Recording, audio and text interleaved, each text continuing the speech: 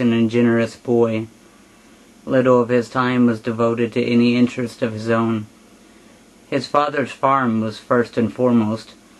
The time and dedication that it required often sapped the boy's strength and fortitude. After such a day, when his hands were broken with fresh blisters and his mind entangled in the pipe dream of a good night's rest, he somehow found the persistence to arrive at home and endeavor to help his mother with her chores. This routine was continual, day in and day out. His parents were strong people, noble and courageous. As is the case with such types, their voices were lost in their work. Both were stoic to a fault. Unfortunately, the love for their son was never expressed. Silence was a tradition in this family. The boy needed no words, though. Their refusal to speak any to the boy was just an omen that their love was implied. Words only subtracted from the strength of their love.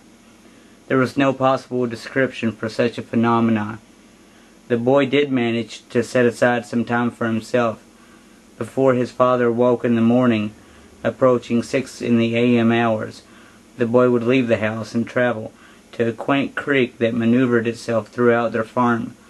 1 mile down, this creek eventually gained some girth, and eventually resulted in a waterfall that plummeted to join another creek that worked its way arduously to the Ohio River.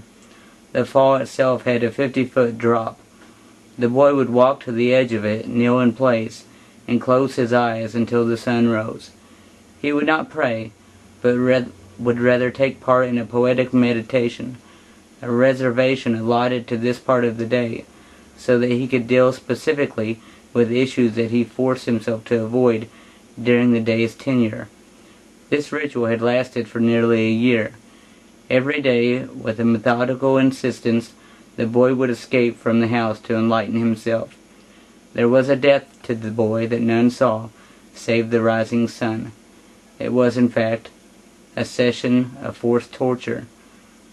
The boy would contemplate all those lost to the world, all those never born, and all of those ignorant to the inherent beauty and the misery in life.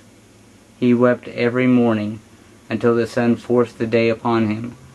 And then one day, the sun halted in the middle of its ascent, hovering in the air, and asked the boy, "Why is it that you cry for the day before it has even begun?"